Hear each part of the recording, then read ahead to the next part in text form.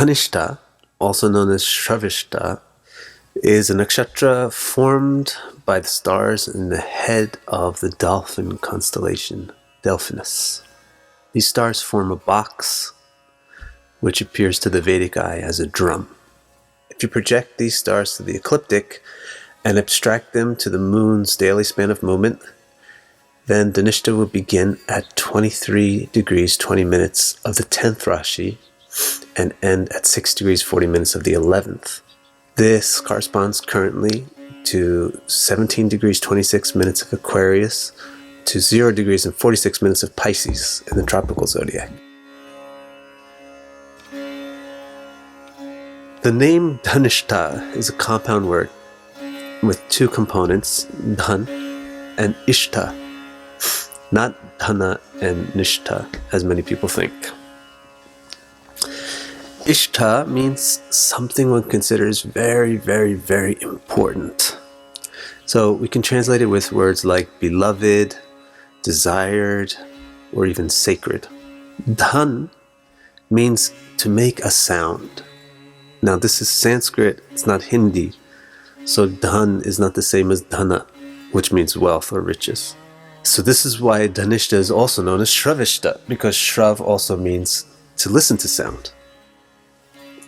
The words dhan and shrav, they both imply movement. And that's why they come to mean sounding and listening.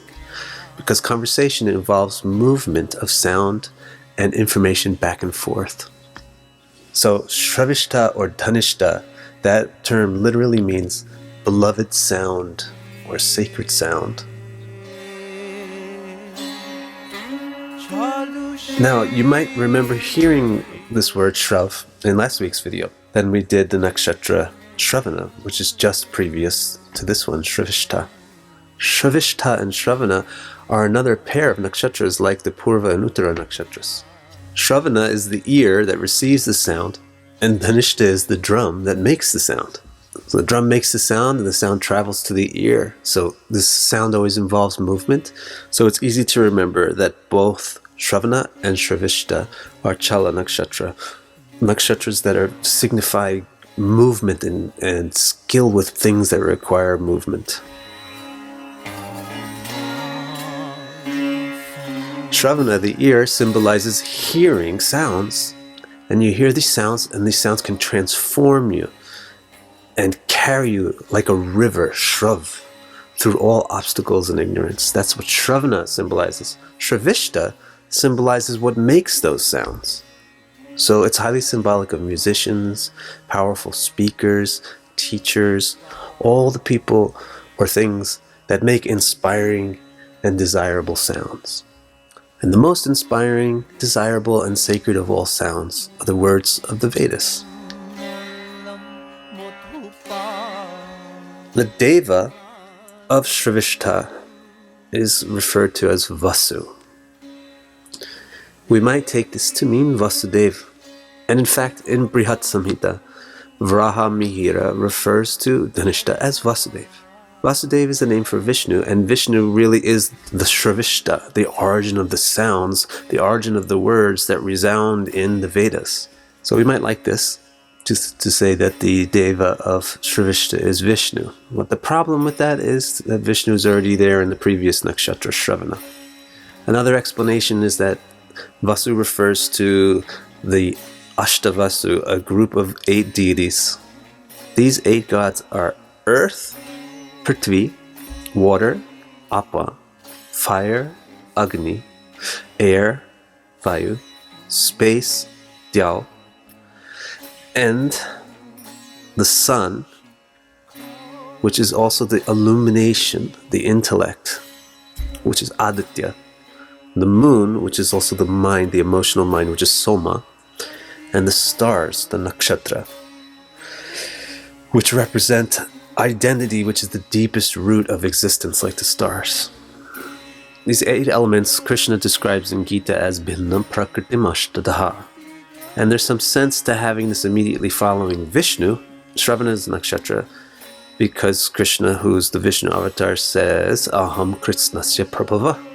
Pindam Prakritim Aṣṭha, that he is the source of these 8 ingredients of reality. So there's some philosophical sense to saying that the 8 elements of nature, the 8 Vasus, should immediately follow Viṣṇu. And there's also some sense in saying that these elements have some connection to sound, because according to the science of Sankhya, the tangible elements earth, water, fire, and air evolve as a result of sound waves acting as a catalyst to change space into these other elements. But there's still a problem. Within this group, there are deities who are duplicated. We know Apa, water, is the goddess of Purvashada. Agni, fire, is the god of Kritika. Vayu, air, is the god of Swati. Soma, moon, is the god of Mrigashirsha. So there's a lot of overlap, actually. So I'm going to suggest a new interpretation, taking the meaning to the literal meaning of Vasu, which means light. In the Vedas, light is always used to symbolize and explain consciousness, because light is illumination, and illumination enables sight, and sight is our primary perception, and consciousness is perception. So you can really easily illustrate consciousness by talking about sight and light. So light symbolizes consciousness, and that's why Viṣṇu, the original conscious entity, is called Vasu-deva, the god of light. And that's why there is a lot of sun worship in the Vedas. So there's also now a lot of sense to having the Vasu after Viṣṇu, to having the deity of Śraviṣṭhā come right after the deity of Śravaṇa. The sense is that Viṣṇu is the origin of all the light, all the consciousness, and Śraviṣṭhā is the Vasu, all the light, the rays of light. So it's nice that the rays of light are right after the source of light. So you and I are the Vasu. We are the conscious entities, and we're also divine. So I'm suggesting that the devata, the ultimate devata for Shravishtha Nakshatra should be understood to be individual consciousness, the Atma. And Vasu is the deity representing the individual consciousness. Consciousness is what perceives things, and it's what initiates action. The more fully conscious you are, the more fully you perceive things, and the more carefully you initiate and carry out your actions. So what does it tell us about Shravishtha that consciousness is the Deva? It symbolizes improved perception and improved dexterity. So Shravishtha is very good for noticing subtle nuances which will go unnoticed by your peers. The people standing next to you won't notice this. But if you have a lot of things in Shravishtha or something important in Shravishtha, you'll notice something. Shravishtha is good for doing things which require dexterity and attention to delicate, refined details. So if you can pay attention and execute things with great dexterity and great attention to detail, then you produce good objects. Good objects of perception, that's the 8 Vasus. Those are the objects which evolve out of consciousness. The objects which Shravishtha is especially good at producing are objects of sound, objects like words or music, or also objects involving movement like gestures.